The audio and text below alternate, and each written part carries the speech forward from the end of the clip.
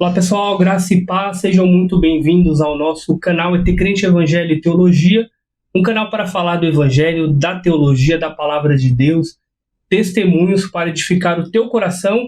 E estamos com um convidado mais que especial, mega especial, Steve Albuquerque. Steve, seja muito bem-vindo e finalmente, né? Opa, Bruno, graça e paz pessoal. E uma satisfação muito grande estar aqui.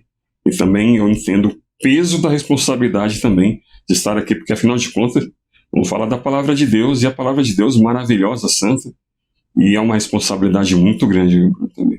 Amém. Enquanto tiver esse temor, esse frio na barriga, é bom, né, Steve? É bom, é. Glória a Deus. E o tema, Steve, é um tema que eu gosto muito, né? Quero aprender mais aí com você, para a gente poder dialogar. Exegese bíblica, a arte de entender o texto bíblico. Opa. Tema maravilhoso, né? Muito bom. Importante, né? Ainda mais para os tempos que vivemos hoje, é muito importante. Sem dúvida. E, Steve, para começarmos, o que é exegese bíblica? Então, já o tema exegese bíblica, né, quando a gente pensa já em exegese, a própria palavra, ela já diz que é aquilo que eu extraio, é extrair, né, lançar fora. É aquilo que eu extraio do texto bíblico, né? Isso é exegese. Ao contrário de pessoas, às vezes, que querem colocar uma ideia dentro de um texto. Pega um texto aleatório e quer colocar uma ideia, uma interpretação própria, aquilo que achou que entendeu, né?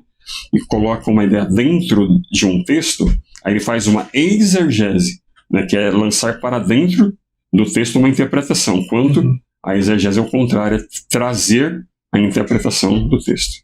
A exegese, então, é por exemplo, é um certo perigo, né? Que eu posso colocar alguma emoção que eu tenho, ou algo que eu tirei da minha cabeça e colocando um argumento que o texto bíblico não está falando. Então, é por isso que a exegese, ela não é solta, ela tem regras. Ela tem regras de interpretação que também se vale da hermenêutica. Então, inclusive a hermenêutica e a exegese andam de mãos dadas. Porque a gente não pode trazer uma interpretação porque a gente lê o texto, e isso acontece muito, depois a gente pode ver isso na prática, que a pessoa lê um texto e, por conta das palavras que estão ali, a pessoa entende dentro daquilo que ela acredita, ou dentro da sua cultura, do seu ensinamento, dentro das suas... enfim, da sua capacidade cognitiva. E aí acaba trazendo uma interpretação que o contexto, aí quando examinamos o contexto, quando examinamos o contexto geral e maior, aí a gente vai ver que não era exatamente aquilo que o autor queria dizer. Cara, então é uma ferramenta importante ali para o estudo de um cristão, né? Muito. Inclusive hoje, né, que com uma avalanche de informações que tem na internet, nas redes em geral, né? Em várias plataformas existe uma avalanche de informação. Então a gente precisa entender para, na hora de ouvirmos uma dessas informações, saber filtrar aquilo que de fato é bíblico, é verdadeiro, é ético, é cristão, e aquilo que não é. É verdade. Ô Steve, e falando nisso, o lado bom, digamos, da internet é que ela abriu um mundo para que a gente, né, nós teólogos, pudéssemos expressar o pensamento, falar da palavra de Deus, né, abranger, alcançar mais pessoas, mas ao mesmo tempo ela levou um certo perigo também, porque a gente vê diversos tipos de teologia ali, né, igual você falou de avalanche, vai muita coisa também que o crente precisa ter um certo filtro, senão vai consumir uma coisa que não é tão saudável, né. Então, aí que é o perigo, né? Porque assim, quando a mentira ela é realmente mentira, nós identificamos rápido. Agora, quando a mentira ela vem envolvida na verdade, ou a verdade vem contaminada com pontos ali ruins, que isso acontece muito, né? Inclusive, é a forma que as seitas trabalham, né? Elas trabalham com a Bíblia, elas trabalham com textos bíblicos, mal interpretados, mal colocados, e aí a pessoa abre a Bíblia, lê, fala, tá vendo, está escrito, de fato está escrito, mas não é a interpretação, e aí acaba tendo essa mistura. É o que acontece nas redes, por exemplo, né? Muita informação, mas aí a gente tem que entender para saber filtrar o que é bom, né? Muita coisa que parece boa, mas não é, né? Vai pegar ali de fato, ela vem ali, pega um versículo isolado e aí você constrói a teologia que você quiser em cima daquilo ali, né? As pessoas hoje são bem criativas, digamos assim, né? Porque elas leem um texto e aí vão interpretando conforme as suas necessidades, digamos assim, né? E aí vai trazendo diversas linhas de pensamento, diversas interpretações. E eu sempre falo o seguinte, Bruno, que eu acho que isso aqui é uma premissa que a gente tem que guardar. Anote isso, pessoal, que é muito importante. Toda ideia, ainda que ela nasça, que a ideia, Bruno, ela nasce com a necessidade de explicar alguma coisa, de entender alguma coisa. Uhum. As fábulas são assim, os contos são assim. Quando a gente vê aqueles contos, né, aquelas coisas que eram ditas pelos pais antigamente, né, do folclore, das superstições, tudo isso vem por conta da falta da explicação de algo, e aí no anseio de explicar, aí começa a criar algumas coisas. A Bíblia é a mesma coisa. Então, por exemplo, eu tenho uma dificuldade para entender certa verdade. Uhum. E aí, por não entender aquilo, aí eu começo a tentar entender de alguma forma e criar textos bíblicos, interpretar de alguma forma que vai culminar naquilo que eu acredito. E não é assim que faz teologia. Não é assim que faz a hermenêutica, não é assim que trabalha com o texto bíblico. E aí o que acontece? Você vê que tem até certa lógica. Hoje você pega uma heresia qualquer, você vai ver até que tem uma certa lógica. Só que quando essa ideia, essa linha de pensamento, essa doutrina, o que seja, ela bate nas doutrinas fundamentais do cristianismo, que é a salvação, a trindade, enfim, outras doutrinas básicas do cristianismo. Pela fé. Exatamente, a martiologia, né, a doutrina do pecado, a doutrina da expiação, enfim. Quando começa a contrariar, raspar nessas doutrinas, aí já não dá para fechar a conta, aí não dá para casar. Então eu tenho uma grande importância ali do estudo da teologia, mas do estudo exegético fundamental, né? Sim. Uma importância gigante ali. Sim, tem que trabalhar todas as questões bíblicas, elas não podem contrariar principalmente os pilares do cristianismo. Então, quando a gente trabalha um texto, a ideia, por melhor que seja, interessante que seja a ideia, ela não pode ter conflito com outros... Inclusive, qualquer ideia hoje criada, ela vai até certo ponto. Isso também é uma outra característica de uma heresia, por exemplo. Toda ideia, ela vai até certo ponto. Chega uma hora que ela não fecha. Uhum. Aí é um momento em que tem aqueles questionamentos. Mano, e esse versículo aqui? E como você explica isso daqui? Aí a pessoa acaba não tendo argumento porque a conta não fecha. E também, além de bater, de raspar nas doutrinas principais, como eu falei aqui, também tem essa questão de que a doutrina, quando ela é feita por uma ideia humana e não bíblica, a conta não fecha. E aí você vai vendo esses defensores de uma heresia, de uma seita, em cima disso eles vão tentando fazer um mirabolismo, mas você vê que não fechou, não encaixou nada ali, né? E aí o cara tem que dar voltas e voltas e voltas para tentar fechar uma ideia de pensamento. E não consegue. No final não vai conseguir nunca. Não consegue. Aí vem algumas seitas, né, como por exemplo a Testemunha de Jeová e outras que têm surgido aí. Eu acho que você já deve ter ouvido muito isso, o pessoal já deve estar ouvindo isso aí, porque já é muito corrente. Vamos atualizar a Bíblia, vamos mudar a Bíblia, porque a conta não fecha, não tem como você com a Bíblia aberta defender algumas ideias. Então vamos atualizar a Bíblia, vamos adequar a Bíblia, vamos mudar a Bíblia, fazer como as Testemunhas de Jeová, vamos retirar versículos bíblicos ou modificar o sentido daquela palavra, que é o que acontece muito. E aí você acaba indo para uma teologia liberal, né? Exatamente. A Bíblia não está acima de tudo, mas o seu pensamento, ele Você acaba forjando ali alguns versículos, alguns contextos para estar acima a sua ideologia, seja qual for, acima da Bíblia. Exatamente. E aí que mora o perigo, né? Por isso que existem essas ferramentas, como a própria exegese, a hermenêutica e outras ferramentas que nos ajudam a entender os textos, para que a gente possa trazer para os dias de hoje essa verdade bíblica. Porque, assim, a gente tem que entender que a Bíblia, isso já faz parte, inclusive, desse bate-papo também, que tem tudo a ver com o tema, que a Bíblia, nós temos que entender que o texto mais novo da Bíblia, que é o Apocalipse, já escrito ali nos anos 90, então, assim, imagina, no primeiro século, até hoje, o texto mais novo, que é Apocalipse, já tem quase 2000 anos. O texto mais antigo da Bíblia já tem mais de 3.500 anos. Então, eu pegar todo a escrita bíblica, né, que tem aí uma margem do texto mais antigo para o último texto, 1.500 anos entre pessoas de várias regiões, em várias culturas, em vários contextos, escrevendo para vários públicos, enfim.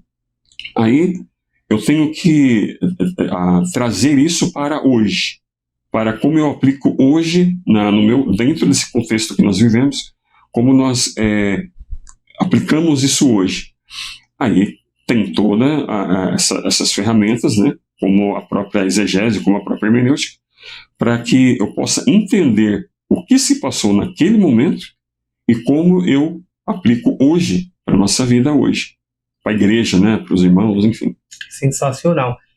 E aí, um recado para pastores, líderes, principalmente que desejam tem esse chamado de um pastoreio, tem um chamado de pregar a palavra.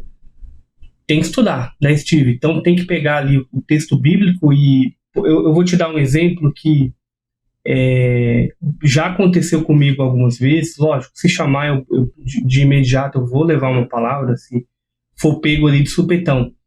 Mas eu não concordo com a visão e com a ideia, e aí eu queria, né, que você falasse a sua opinião também, de que por exemplo, né, Deus está me falando que o irmão fulano de tal vai trazer a palavra agora, mas eu não tive nenhum tempo de orar e de me debruçar em cima do texto bíblico, né, e entender o texto propriamente dito. Então, quer dizer, assim, vai sair na hora e vai. Não é toda ocasião, lógico, você está no meio de uma cidade pequena, está lá na roça, e você tem que levar a palavra legal. Agora, poxa, você vai se preparar para um sermão, você tem que ter um mínimo ali de tempo para um preparo, né? É verdade. Inclusive, a questão da interpretação bíblica, da exegese, ela é uma responsabilidade de todo cristão, mas pesa muito mais nas costas dos líderes, dos pastores, dos presbíteros, daqueles que têm responsabilidade com um grupo, né? Seja qual for, um pequeno grupo, uma célula, ou irmãs, irmãos, jovens, o que seja. Então, tem uma responsabilidade maior sobre aqueles que têm um grupo de pessoas que deve ser ensinada, deve ser instruídas, para poder fazer uma interpretação correta. Então, assim, a interpretação bíblica, ela é uma responsabilidade de todos e cai mais sobre a vida dos líderes.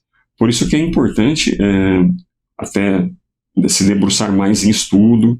É claro que a gente não pode ser também só racional, né? Nós temos também que aplicar a nossa vida também em oração, em busca de Deus também, porque afinal de contas a Bíblia é uma obra de Deus. Então, nós temos que, o mínimo que se espera é que a gente ore, busque a Deus, tenha uma vida espiritual e, claro, faça uma interpretação racional sem perder também a espiritualidade. Claro. Porque senão, só uma análise da Bíblia como um livro qualquer, uma análise fria, uma análise racional, aí a aplicação também será só racional. Agora, se eu faço só uma aplicação espiritual, como você falou, Deus me deu uma palavra, Deus está falando, aí vai ficar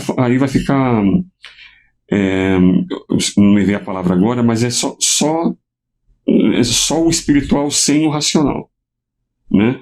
Então, também é um perigo danado, é um perigo muito grande para a igreja, né? Porque ele pode haver, justificando que aquilo ali é de Deus, não, eu estou falando sobre a vontade de Deus. Então, nessa justificativa, a pessoa pode trazer coisas que não são cristãs, né? Não são ou da emoção do coração da pessoa ali, você está empolgada, né? Exatamente. É aquela questão, Deus está me dando aqui, na verdade Deus não está dando nada, né? É justamente emoção. Ô Steve, e aí, é voltado para quem exegese, né? A gente discutiu um pouquinho mais para os líderes, mas qualquer pessoa pode ser um exegeta? Seria esse o nome da pessoa que estuda exegese, que se dedica mais fortemente a exegese? Ele é um exegeta? Qualquer pessoa poderia ser um exegeta, mas assim, a interpretação bíblica, lendo a Bíblia, ela é uma, claro que buscando a Deus, orando a Deus, Deus nos dá graça de entender muitas coisas. E também, claro, né, é importante estudarmos, ter uma Bíblia boa, com rodapé bom, outras versões, né, também para que possamos comparar textos, ter bons livros, enfim.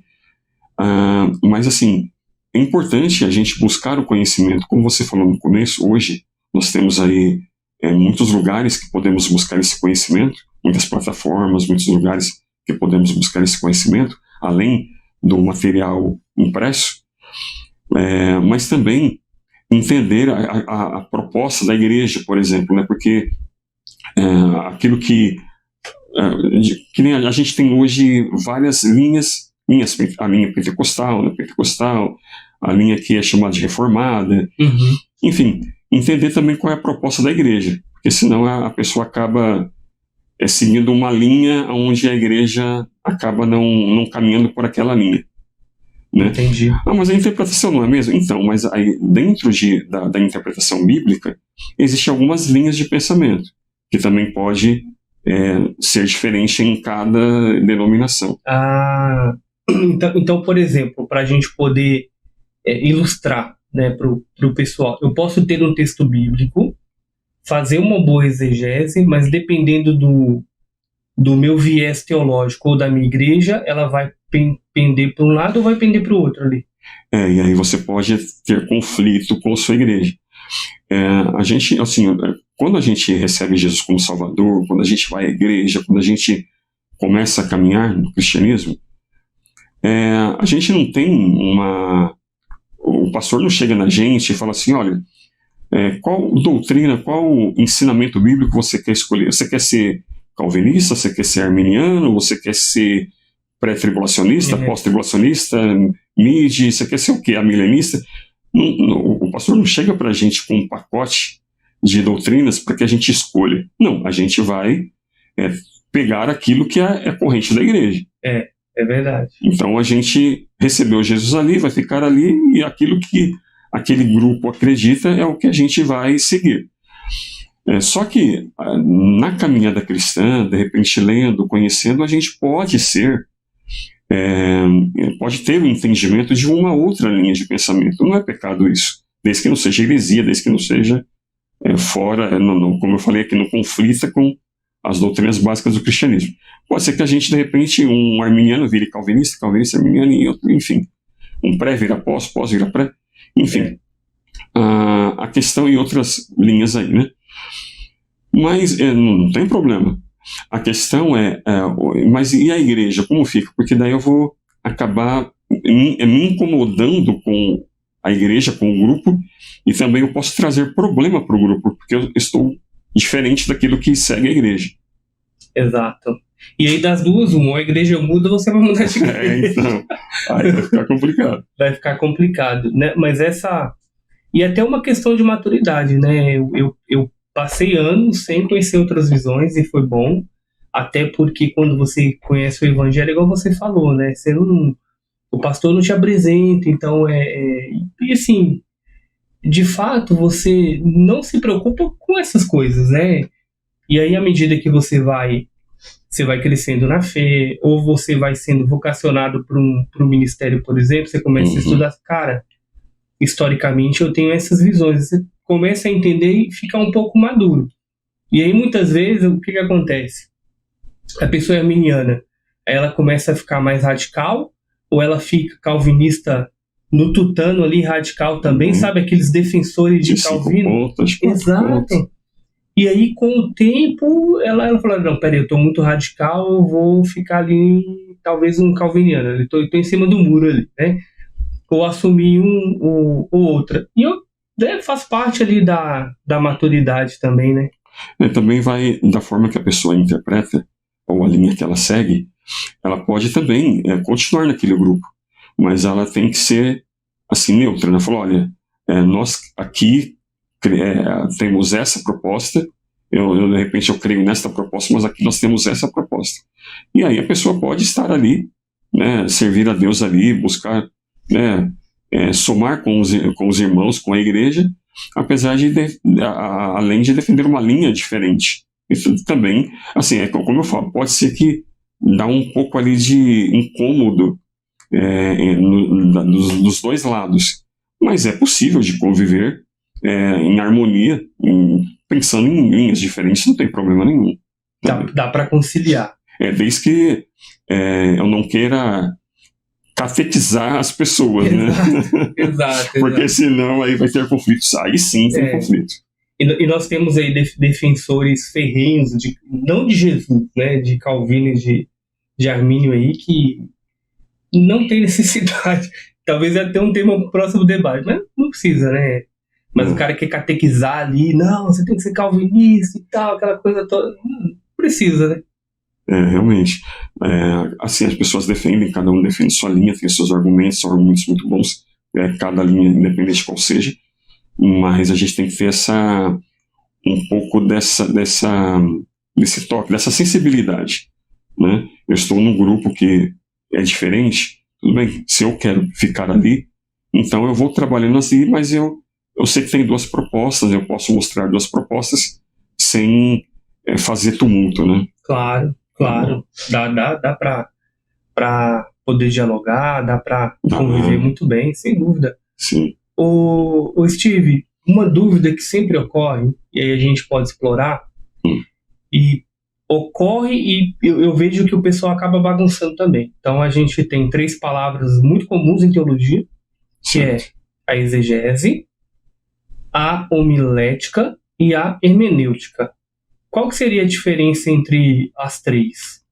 Bom, vamos começar pela hermenêutica. A hermenêutica, digamos que ela é uma ferramenta mais técnica.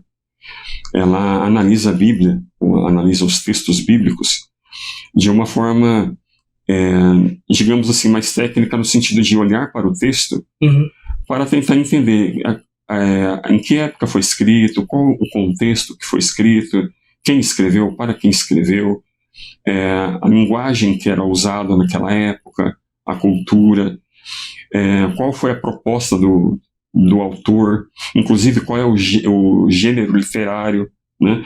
Porque cada escrita ela tem uma particularidade.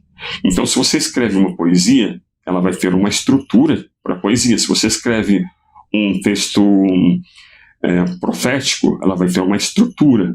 Se você escreve uma história, vai ter outra estrutura.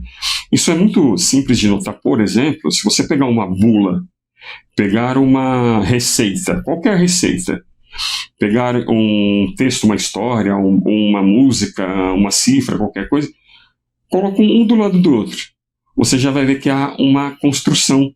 Ali você, só de olhar para aquelas escritas, você olhar para uma bula, olhar para uma receita, olhar para uma poesia, por exemplo, você já vai ver no texto, não precisa nem ler, só de olhar para o texto, você já vai notar uma estrutura. Então, quando é feita uma interpretação bíblica, tem que respeitar todos esses pontos que eu falei e outros, né, também, para que seja feita a análise correta do que o autor quis dizer, o que ele quis dizer de fato. Então, quando a gente fala de hermenêutica, é justamente isso, é examinar, usar todos esses recursos da interpretação para poder chegar a entender o que o autor queria de fato dizer. Ponto, isso aí é hermenêutica. Agora, a exegese é eu tomar esse entendimento que eu tive com essa pesquisa, usando essas ferramentas, toda essa interpretação, e aí eu aplicar hoje. Como eu faço para aplicar hoje? Aí já é mais prática. Eu analisei, eu entendi, eu fiz ali uma análise e eu entendi que Paulo quis dizer isso. Jesus quis dizer isso. Eu entendi. Analisando, usando esses meios. Aí, como eu aplico isso hoje? Porque Jesus disse, ou Paulo disse, ou sei lá, Davi disse, alguém disse, naquela época, para aquele povo. Então, como eu pego essa ideia, aí é exegese. Como eu pego essa ideia e eu extraio essa ideia daquilo que foi interpretado e eu aplico na igreja. E eu falo com os irmãos hoje. Ou, por exemplo, há um problema ali no casamento. Um casal teve um problema e como eu posso trazer ensinamentos bíblicos daquela época, de 2, 3 mil anos atrás, e trazer para um casal hoje que está tendo um conflito. Entende? Um jovem. Fantástico. Então, aí sim, isso é a exegese. Você vai à hermenêutica, é mais técnica, traz a interpretação, a exegese traz a aplicação hoje. Agora, a homilética, é maravilhoso também estudar a homilética, é muito bom. A homilética, ela já está relacionada à oratória, ao discurso, como eu passo essa informação. Ou seja, não é só eu ter um entendimento da interpretação, de eu saber como aplica hoje, mas eu também ter a forma de passar isso, como eu passo essa informação. Aí a gente fala de homilética. Então, trazendo... E para diversos públicos também que eu vou ter na igreja. Tanto como estamos falando aqui, digamos assim, para uma pessoa, você conversando para uma pessoa, ou você conversando com uma plateia. Então, é jovem, como eu falo para um grupo de jovens, como eu falo para um grupo de irmãos e irmãs, que são, de repente, até mais velhos que nós. Como eu falo para uma criança, qual é a didática? É um recém-convertido? É um acadêmico que está ali também ouvindo a administração? Né? Isso. Entende? Então, isso é o campo da homilética. Como eu transmito isso? Qual vai ser a oratória? Qual é o meu comportamento? Como eu coloco a minha voz? Como eu coloco o meu corpo? Como eu me posiciono diante daquele público, né, ou daquela pessoa? Então, isso é importante também, porque eu acho que já deve ter acontecido com algumas pessoas que nos ouvem. Eu acho que você deve ter notado também, Bruno, que há pessoas que são convidadas para trazer uma palavra. E a pessoa ela faz o esboço, não sei se já aconteceu até com você mesmo, de repente até com a gente acontece isso. Aí você monta um esboço, passa ali o mês todo, a semana toda ali, montando um esboço. Monta um esboço maravilhoso, os pontos e o começo, meio e fim, faz coloca tudo bonitinho ali. Quando você vai falar, não sai nada. Já. Não sai nada. Algumas vezes. Não sai nada. Ou seja, você teve uma boa interpretação, você teve colocou bem ali, organizou as palavras e tal, mas a oratória não estava legal. Mas na hora de transmitir a informação, não foi legal. Entende? E tem o contrário também. Tem pessoas que falam muito bem em público, se expressam muito bem, não tem cacuetes, como a gente costuma, né? Falar ou aquela pessoa que costuma. Porque, meus irmãos, aleluia, glória a Deus, nós estamos nessa noite, aleluia, glória a Deus. Sabe? Jargão pentecostal. Jargão, aquele, né? Não sei o que, né, irmãos? Né? Então, Jesus, né? São essas pessoas, às vezes, até falam bem, mas quando vai transmitir a ideia, não consegue escrever, não consegue. Até tem uma boa oratória, mas também precisa organizar o seu discurso. Então, você vê como são ferramentas que, quando a gente harmoniza elas, fica uma maravilha. A pessoa interpreta, a pessoa traz para o contexto de hoje, para a aplicação, e a pessoa tem uma boa comunicação. Isso é maravilhoso. E muitos consideram, e eu também, como verdadeiramente uma ciência. Então, nesses mais de 2000 anos aí de construção da igreja, dos patrísticos, fomento da teologia, muito conteúdo bom, livros relevantíssimos, e são 3 ciências aí que Se a gente usa da maneira correta, e a gente precisa usar como pregadores do Evangelho, é muito bom, né? É muito bom. Existem hoje muitos materiais que foram, né, como você disse, ao longo dos anos, isso foi aperfeiçoando, isso foi uma preocupação já de muito tempo. A gente sempre teve a interpretação de textos, é que nós estamos falando mais voltado às escrituras. Então a gente sempre teve intérpretes das escrituras, até você vê mesmo os próprios fariseus, até mesmo seitas dos saduceus, ou os escribas que transcreviam as escrituras, tinham suas interpretações também do decálogo, das leis, fizeram ali seus 613 parágrafos, preceitos da lei, então eles tinham ali suas interpretações. Mas aí, quando foi decidido o cânon bíblico, o cânon do Novo Testamento, aí nós vemos que também houve essa preocupação de trazer, de fato, uma interpretação bíblica correta daquilo que foi dito. Uhum. Isso não é de agora, isso é muito antigo. Já de muito tempo. Nós temos, inclusive, duas escolas que foram muito grandes, né? A escola de Alexandria, por exemplo, que é mais ou menos ali de 180, mais ou menos depois de Cristo, e depois de 100 anos, veio, quase 100 anos, né? Ali por volta de 270, mais ou menos ali. Claro, talvez eu não esteja muito correto ali, mas é mais ou menos essa data ali. Data aproximada. Isso, mas quase depois ali de 100 anos, veio também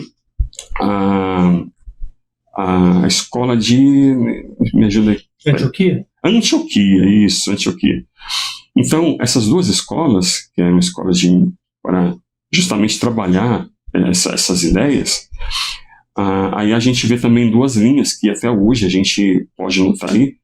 Por exemplo, a escola de Alexandria, ela trabalhava mais em questões mais não literais, né? Mais alegóricas. Ao contrário de Antioquia, que trabalhou não só... Aí a Antioquia já trabalhou aquilo que era literal, vamos trabalhar como literal. Aquilo que é alegórico, vamos trabalhar como alegórico. Isso é importante porque a gente não consegue tornar tudo alegórico ou tudo literal. Não, vamos ler a Bíblia literal. Não dá. Porque Jesus disse, ele é a porta. E ele é uma porta? Não é uma porta. Ele disse, eu sou o caminho. Eu sou a água. Ele é uma água? Não é água. Eu sou o pão. Ele não é pão. Então, textos como esse e muitos outros, eu tenho que tratar dentro da proposta que ele traz.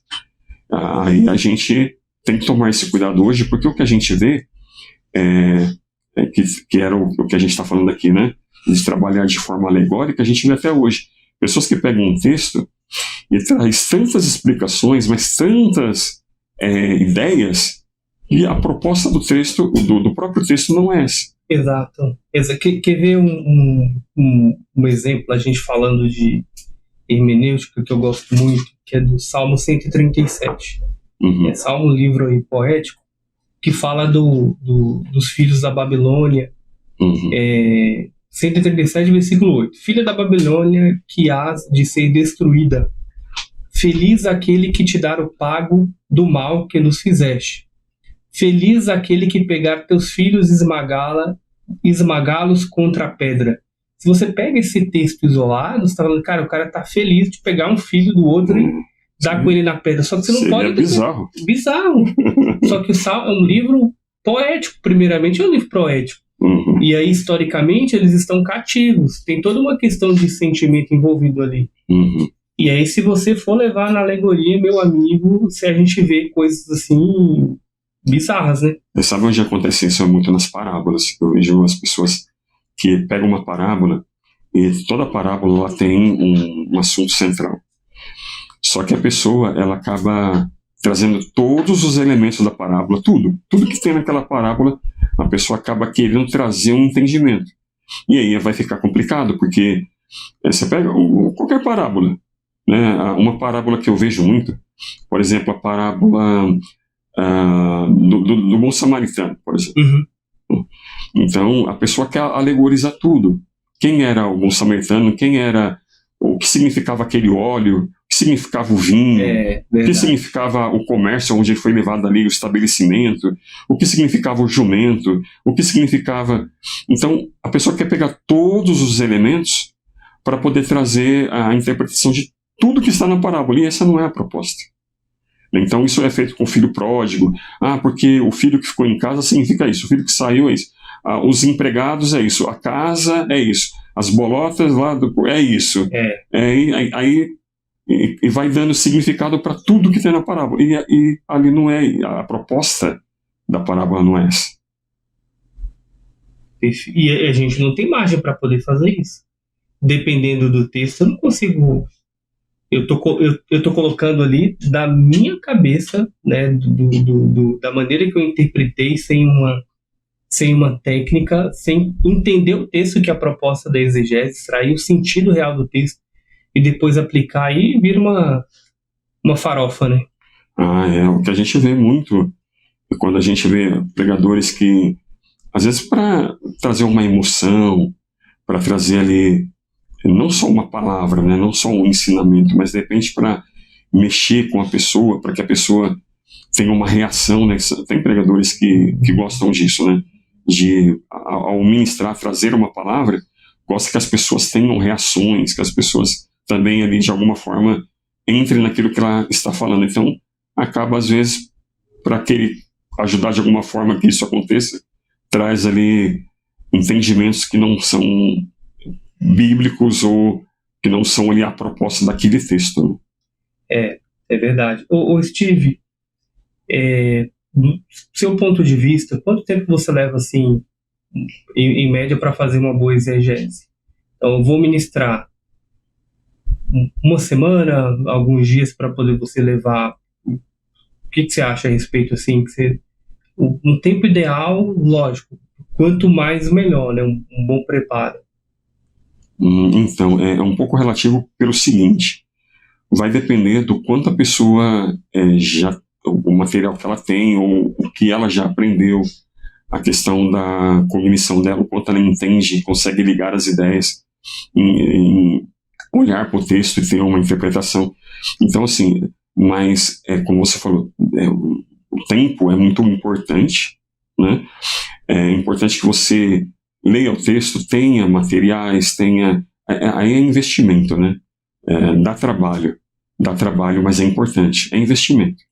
Você tem que ter bons livros, um bom material, tem que ter ali bons comentários bíblicos, algumas versões para você poder ler aquele texto em outras versões, para ver o que outros autores ou as pessoas que trouxeram aquelas versões, né, a proposta da pessoa, e ali a gente vai tendo um entendimento maior, né? E é claro, aí você vai ligando tudo isso, vai montando isso, e aí quando você sintetiza isso e passa para a igreja, né? Isso é muito importante. O que a pessoa tem, você vê que eu não falei de línguas originais, por exemplo, porque não é tão comum você esperar de todos os obreiros, os irmãos, que tenham conhecimento das línguas originais, do grego e do hebraico, pelo menos. Não é todo mundo que vai ter o acesso ou o entendimento das línguas originais. Mas com bons comentários, com boas versões, com bons bíblias que tenha rodapé, comentário, já vai ajudar muito, muito mesmo. E claro, né, se a pessoa também tem uma vida ativa de estudo, de leitura, livros, que a pessoa lê bons livros também, né, porque tem livros também que não são bem recomendados, mas o quanto ela vai a cultos de estudos bíblicos que estão relacionados ao estudo. Então, é claro, tudo isso vai dando suporte para a pessoa, vai dando ali vai aumentando o cabedal da pessoa, para que quando ela for argumentar, quando ela for passar aquela informação, ela vai ter bastante precisão. Tem que gastar tempo, né, Steve? Tanto de tempo mesmo de estudo, tempo de qualidade, se debruçar, e um certo investimento financeiro, apesar que tem muita coisa boa e pública na internet também. Tem. Mas, né, boas versões bíblicas, bons livros, talvez o que nós não podemos, e aí já é uma crítica minha, eu sou bem crítico quanto a isso, é eu ouvir um pregador na internet e trazer para o púlpito. E muitas vezes, assim, não cai uma folha de árvore se Deus não permitir. Então traz elementos daí era que clássica, hein? era clássica. É clássica. Elementos que não são bíblicos, né? São dialetos populares ali, ou pregações, né? A gente pegou uma época aí de grandes congressos pentecostais, não sei se você vai lembrar ali, Gideões, né? Certo. O auge aí e que a gente imitava, né? Eu mesmo já imitei vários pregadores. Eu também, com certeza. Mas eu não tinha o desejo, a gente acabava pegando, mas eu não gastava o tempo necessário e também não tinha todas essas técnicas para poder levar um bom estudo, uma boa palavra, né? E aí a gente pegava esses exponenciais aí teológicos na época e levava, né?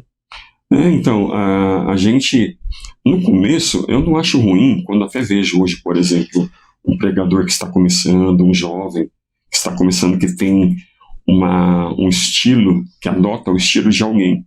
Eu até entendo isso, eu também fui assim, eu até entendo isso.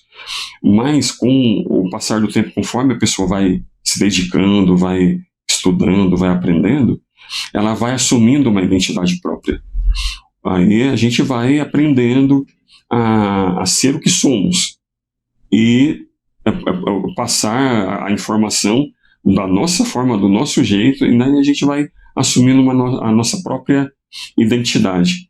Então, no começo eu até entendo. Quando eu vejo pessoas dessa forma, quando ela claro, né, quando ela é nova, quando ela está começando agora, eu nem me preocupo.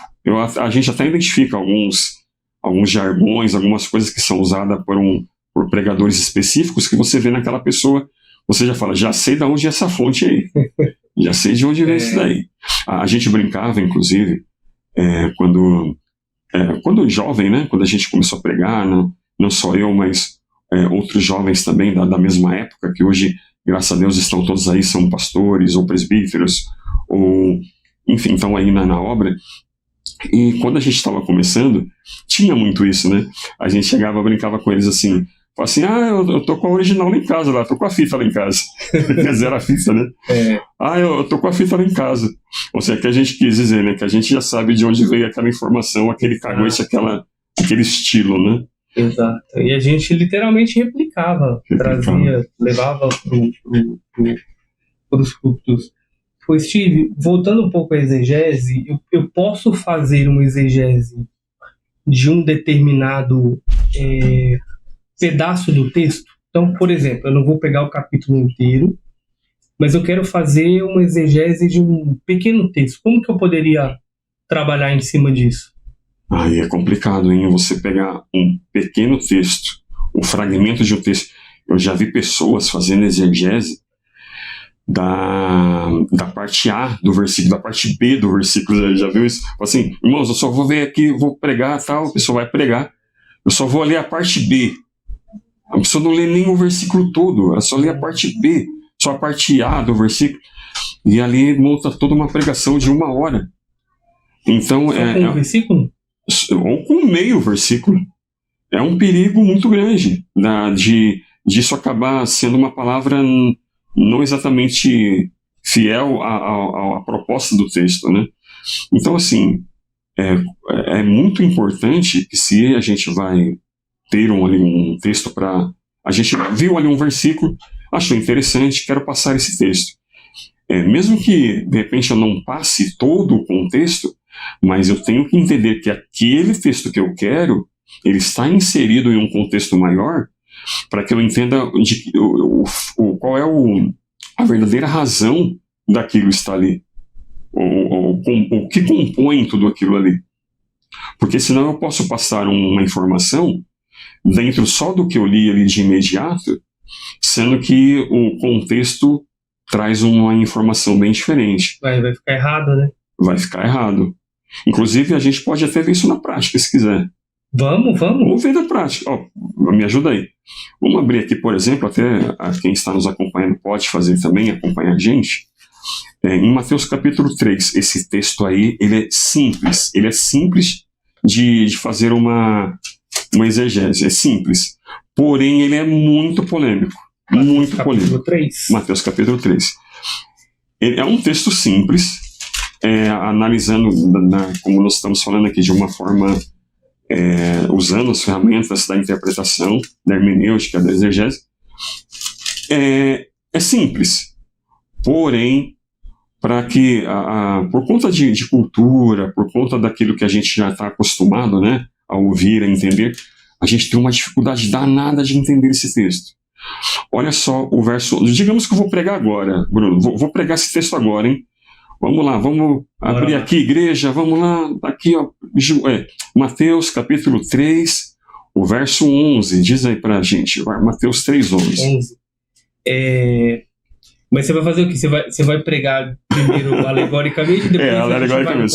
Só o texto sem fazer nenhuma interpretação. Tá. Só usando o que você falou. Eu vou pegar só esse versículo e aplicar ele como se só houvesse ele ali. Tá bom, bora lá. Eu vos batizo com água para arrependimento, mas aquele que vem depois de mim é mais poderoso do que eu, cujas sandálias não sou digno de levar. Ele vos batizará com o Espírito Santo e com fogo. Eita glória! Ali, olha, esse versículo aí, a gente já, só ali, dá para você pegar em uma hora, você prega e os irmãos vão dar glória, porque eu batizo com água, João estava dizendo que batiza com água para arrependimento, mas Jesus, ele vai batizar com o Espírito Santo e com fogo, e aí vai descer o fogo, a glória, o poder de Deus, a unção. Aí a igreja já entra no mistério aqui.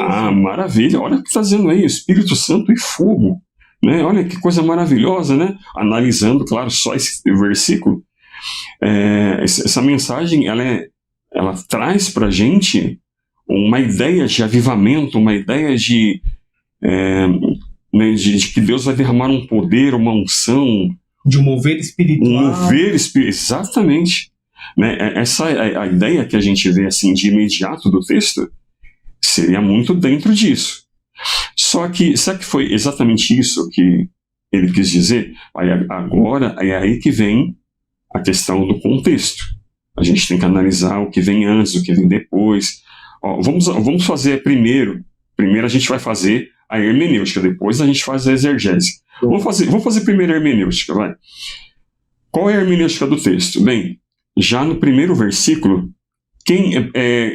o que está dizendo ali? Quem é o tema central, pelo menos até ali o verso 13, o verso 12, 13, quem é o tema central desse texto? João Batista. O texto ele já começa falando que João... Não o primeiro verso, Bruno, pra gente. Do capítulo 3 mesmo, primeiro verso. João Batista, isso mesmo. Naqueles dias apareceu João Batista pregando no deserto da Judéia e dizia: arrependei-vos porque está próximo o reino do céu. Bem, então a gente já tem algumas informações aí. Olha, a gente está fazendo aqui a ideia bem simples, mas é a hermenêutica. Quem é que se levantou aí? Quem é que é o tema daí? É João Batista. Uhum.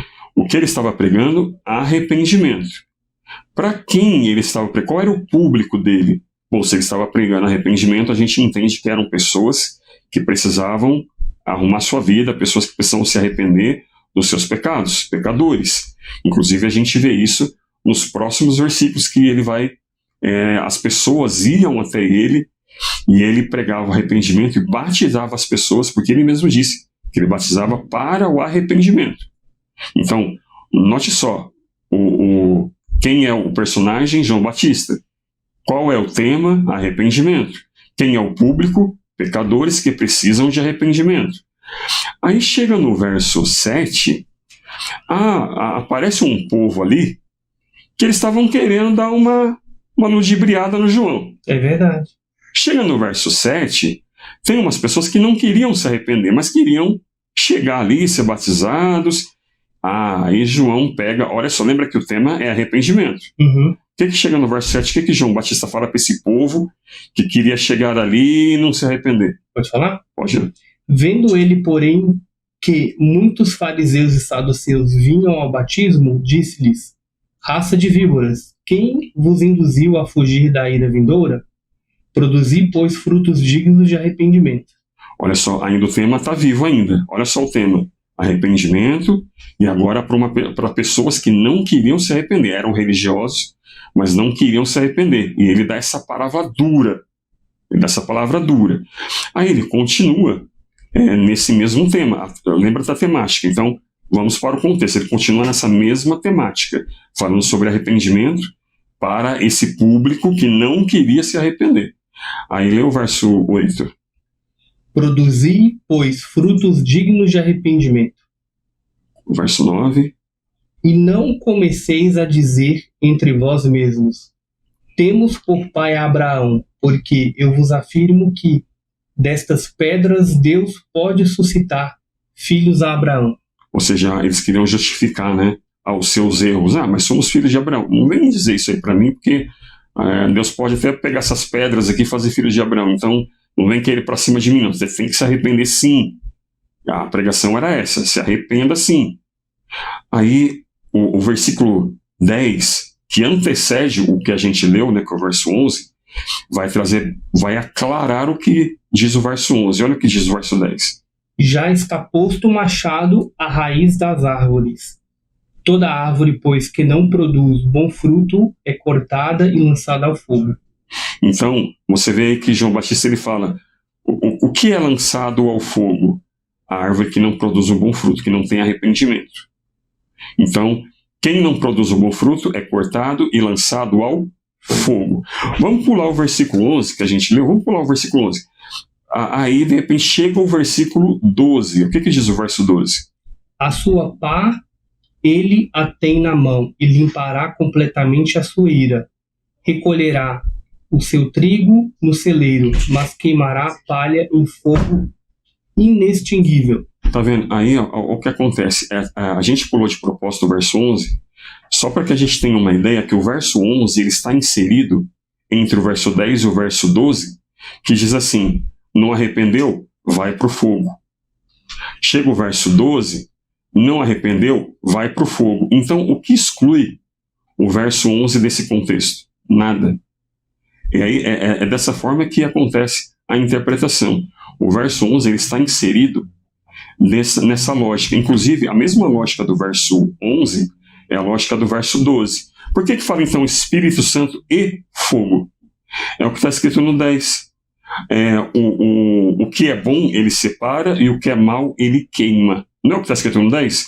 O trigo ele guarda e a palha ele queima. É verdade. A ideia é a mesma. O trigo ele guarda e a palha ele queima. O fiel, ele batiza, o fiel é batizado no Espírito Santo, e o infiel, fogo. A ideia é a mesma. Você viu que a gente fez uma interpretação bem simples do texto, né? Uhum. Isso é a hermenêutica. Então, como que a gente aplica essa ideia hoje?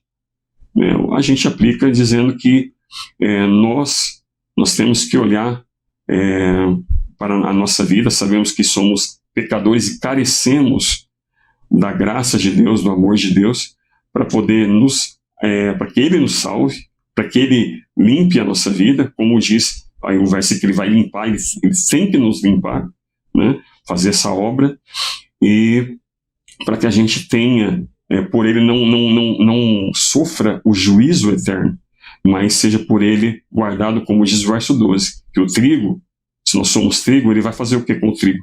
Ele vai guardar, ele vai proteger. Mas quem não é trigo, ele vai fazer o que? Vai lançar no fogo. Então, o que o texto está dizendo é que nós temos que decidir aonde queremos passar a eternidade. Nós temos que decidir a nossa eternidade com Cristo. Uau, fantástico, fantástico mesmo. E se eu pego isolado aqui, eu vou levar para uma linha que está falando do batismo com o Espírito Santo e com dom de língua e com movimento. Mas aí até alguém pode dizer assim, eu até entendo. Não, mas e lá em Atos 2? Vamos lá então para Atos 2, só para a gente ver, para tirar aqui tira a teima, vai. Lembra do público? Vamos primeiro em Atos 1. Atos 1 primeiro. Lembra do público que a gente estava falando aqui, né? João estava pregando para um público que não queria saber de arrependimento. Uhum. Ele estava pregando arrependimento desde o verso 1. Ele estava pregando arrependimento para um pessoal que não queria se arrepender. Agora o público aí mudou. Atos 1, Atos 1, já não é mais o público de João. Agora é Jesus, já não é mais João, agora é Jesus. E agora já não é mais o público que não queria se arrepender. Agora são os discípulos que já estão com Jesus, que já se converteram, já estão com Jesus. Agora, qual é a palavra aí? Olha só, o verso, acho que é o 5, lê para nós ver. Vai falar do mesmo assunto. Eu acho que é o 5, né? Deixa eu dar uma olhada aqui. Dá uma olhadinha se é o 5. Isso, é o 5. É o 5, né? É Atos 1:5. Porque João, na verdade, batizou com água. Está repetindo lá, olha só, repetiu lá. Mas vós sereis batizados com o Espírito Santo. Cadê o fogo? Não tem fogo. Não tem fogo. Por que não tem fogo? Porque não é o público que estava lá, aqueles que não queriam arrependimento, onde veio a opção, ou é céu, ou é inferno, ou é graça, ou é fogo, né? Então, ou está com Cristo, ou é fogo. E aí já não tem mais isso, o público é diferente, então a proposta é diferente, entende? Agora, vamos lá justificar isso lá em Atos 2, agora sim. Atos 2, será que é fogo? Vamos lá, olha o versículo 2. O versículo 2 vai falar do primeiro evento. São 2 eventos aí. Tá. Atos 2:2? Atos 2:2. De repente veio do céu um som como de um vento impetuoso e encheu toda a casa onde estavam assentados. O que está dizendo o texto? O texto é bem simples. Veio um som como. Esse como, ele já está dizendo para a gente o que era esse som. Era um som? Não, era como se fosse. Era um vento impetuoso? Não, porque senão aquele lugar estaria tudo destruído, porque o vento era impetuoso, né? Então, no mínimo, um vento impetuoso naquele lugar ele teria destruído todo o lugar. Seria um furacão, né? Seria um furacão. Então, o som que eles ouviram e o vento era como se fosse, não era, mas eles estão trazendo ali a percepção do que eles sentiram naquele momento. O que eles sentiram parecia ser um som, um vento muito forte. Você vê que, bom, se entendemos essa ideia no versículo 2, é simples de entender, né, Bruno, essa ideia, né? Uhum. É como se fosse um som, como se fosse um vento. O que está dizendo é como se fosse. Não está falando que é. Que é. Como se fosse, certo? Uhum. Se a gente entende isso no verso 2, logo a gente entende isso no verso 3. Lê o verso 3. E apareceram distribuídas entre eles línguas como de fogo. Aí, a mesma lógica. Como de fogo. Era fogo? Não, era como se fosse. A mesma lógica se aplica no verso 2, se aplica no verso 3. E aí está explicado. Tinha fogo? Não, não tinha fogo. Tinha vento? Não tinha vento. Tinha barulho? Não, não tinha barulho.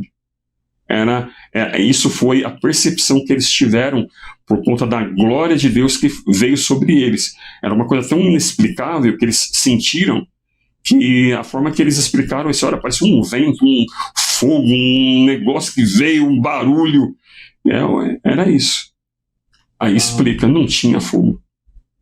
É incrível, porque se eu pego isolado, eu vou por uma linha e a gente vê, o que a gente vê mais, eu vejo até hoje, tá? Por exemplo, de eventos de congresso, né? Você pega igreja aí vai pelos bairros, é a apresentação desse texto, mas levando a outro entendimento. E o texto lá na faixa isolado, né? Isolado.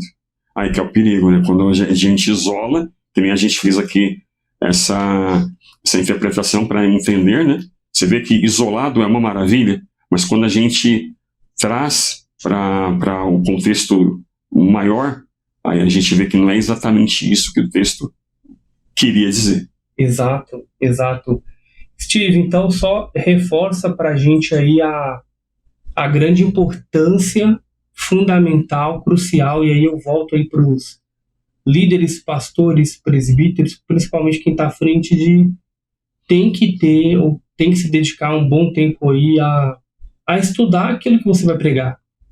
Sim, inclusive o pessoal, todos irmãos, irmãs, jovens, todos que querem de fato transmitir a palavra de Deus com segurança, sendo o fiel o máximo possível na comunicação da palavra de Deus, estudem, invistam nisso. Líderes, principalmente líderes que têm uma responsabilidade com a igreja, com a noiva de Cristo, que têm responsabilidade com membros do seu individual também, porque em um momento de aconselhamento, em um momento de instrução, por algum motivo, né, um conselho, uma exortação, inclusive Paulo disse isso, né, em 2 Timóteo 3,16, que toda a Escritura ela é inspirada para isso, para exortar, para ensinar, para redarguir. Então, ela não é só para edificar, ela também é para edificar, mas também é para ensinar, também é para exortar, também é para redarguir, também é para direcionar alguém que de repente não sabe o que fazer, não sabe para onde ir. Então, sim, a Bíblia tem esse suporte, sim. A Bíblia tem respostas para todos os conflitos humanos, mas aí a gente tem que fazer a lição de casa. Verdade. Ô, Steve, e aí, talvez para a gente falar um pouco de materiais, acredito que boas versões bíblicas, né, tem muitas disponíveis aí de forma gratuita, mas talvez tenha que investir, então pegar ali 1, 2, 3, 4 versões. Quem gosta de línguas, talvez estudar os originais ali junto com apoio. Exatamente.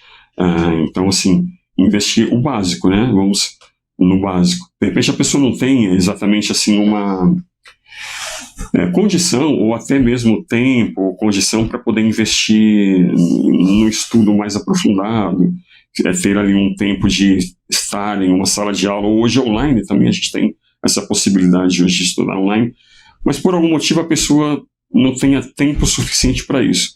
Mas o mínimo é pelo menos ter algumas versões bíblicas com bons comentários e alguns livros também que a pessoa pode se valer dentro do que ela vai falar, né? Daquilo que ela precisa trazer para a igreja. É bom ter alguns livros, sim. Maravilha. Aquele que a gente estava comentando aqui, até mostrar para o pessoal, Entendes o que lês? Esse é muito bom. Excelente. Isso aí eu acho que não tem um crente que não estuda teologia que não vê esse livro.